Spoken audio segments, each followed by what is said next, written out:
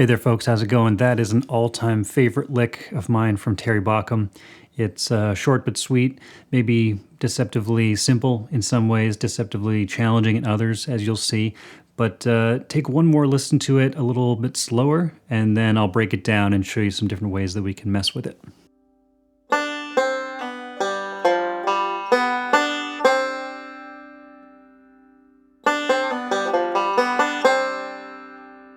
So I know I've heard Terry play this lick in a number of places, but the first place and maybe the most recognizable place I've heard it is in the song Yellow River, first recorded by Doyle Lawson and Quicksilver, one of the great all-time bluegrass bands, and those early recordings.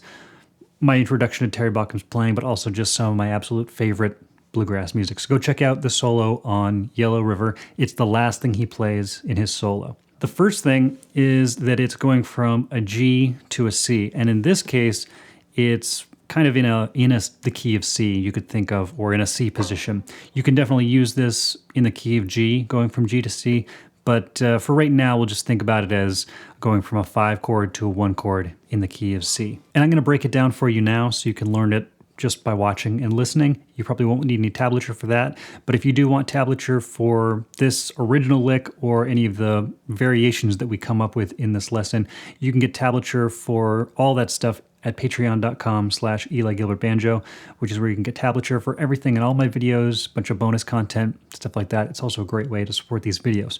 But let's just take a look at this lick.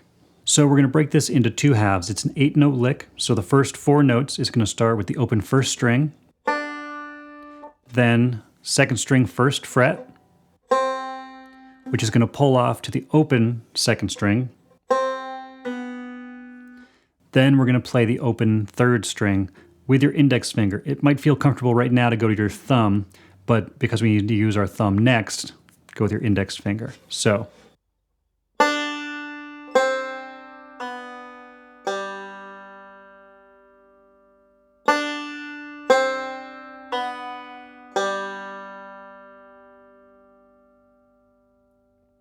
The second half, I'm going to show you 2 different ways to play it. The first is how Terry played it. The second, you might find a little easier if you're not comfortable with double thumb.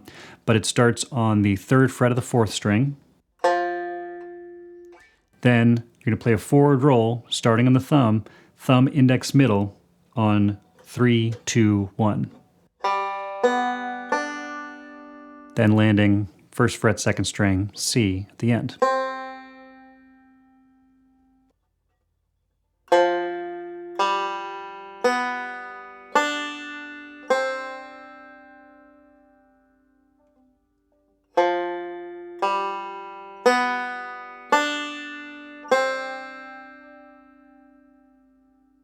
So, all together.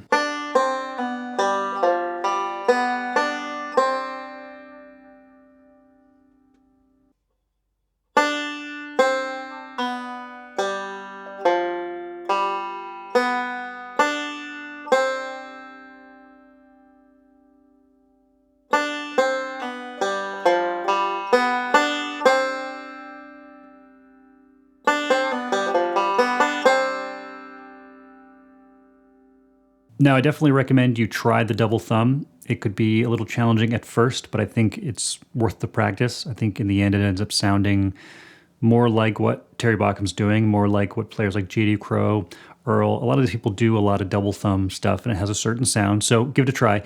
But if that's not working for you, or you just want to try something different, you can also do thumb, index, thumb, middle for those last 4 notes.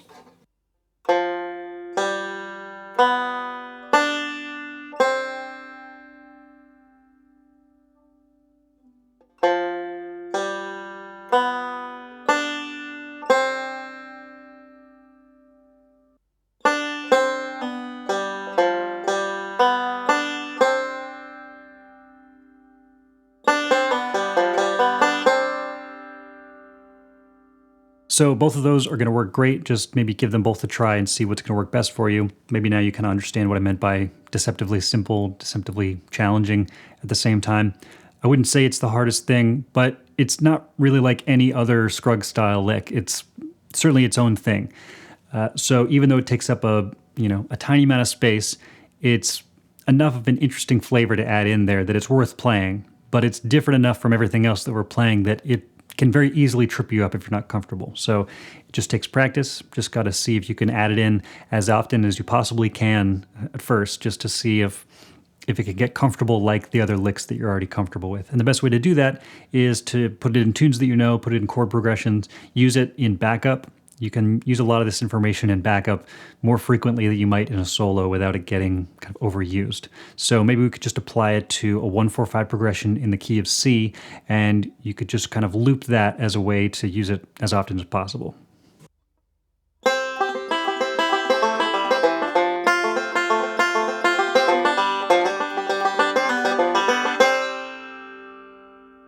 Now that in itself is worth practicing. That's a great piece of information, but one of the things that I like to do when I learn a lick like that is do a little bit of what Alan Mundy calls research and development, where you just sort of tinker with things and see how else you could use them, how you could change some of these things. And one of the ways you can do that is see if there are licks that you play in one key that could also work in another. And as it turns out, this works great in both the keys of G and D as a 5-chord to a 1-chord transition. And here's what I mean.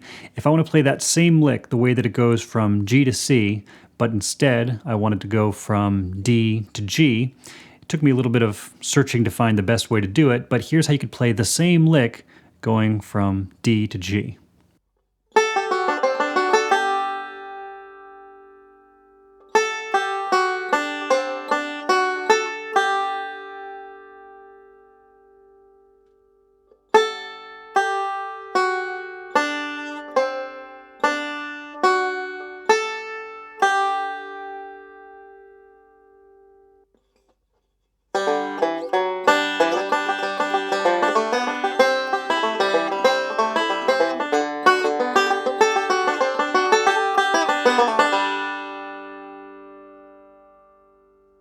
What's nice about this is it has the same impact harmonically. It goes from one chord to another in a really definitive way, so you definitely hear it going from that D chord back to the G chord.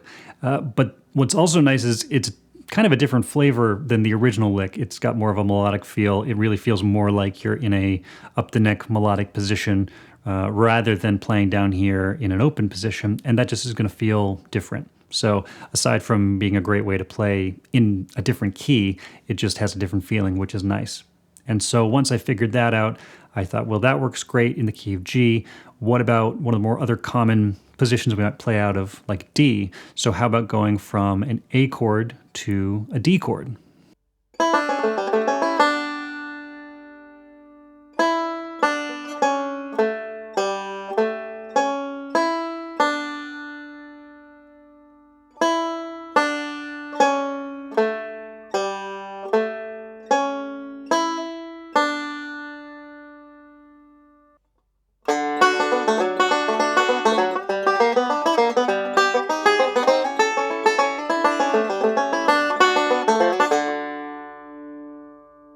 So as you can tell, it's really just as effective getting from one chord to another, which is one of my favorite things about, a really good lick is how definitively it tells you what's happening. But it also is a nice little melodic position out of the key of D. So each one of these licks kind of gives you some little new area to play with within a certain key or a certain part of the neck. And then from there, there's obviously a lot of improvising that you could do just by changing a few of the notes here or there. But I think just getting comfortable with these licks to begin with and just being able to use them, for instance, in backup, like in the examples that I showed, is a great idea. So as I mentioned, if you want to learn those other variations of those licks or those little backup examples, then go ahead and check out Patreon. I'll have all the tablature for that stuff up there. Or if you're feeling up to it, go ahead and watch the slowed down versions of all these examples and see if you can just figure them out from there. But otherwise, that's really most of what I'm doing when I'm trying to learn this stuff in practice is just learn the material that I find interesting, things that grab my ear, and then seeing where else I can go with that, right? It doesn't necessarily have to be that that's the best lick that was ever written, but maybe it's just inspiring enough to make me work on things. And I want to play that lick because I think it sounds great, but ultimately, part of practicing is just convincing yourself to get excited about learning new things and working on things and stretching your own ability. So as much as I love that lick itself, I kind of appreciate just its ability to, get me excited about doing this. So I hope you found it kind of exciting yourself, or at least pushed you in the direction of getting excited about some aspect of your playing. But feel free to let me know if there's any other licks like this that you're curious about, that you find interesting, that you want this kind of treatment, different keys and styles, and I'd be happy to take a look at it. But otherwise, that's going to do it for now. So thanks for watching, and I'll see you next time.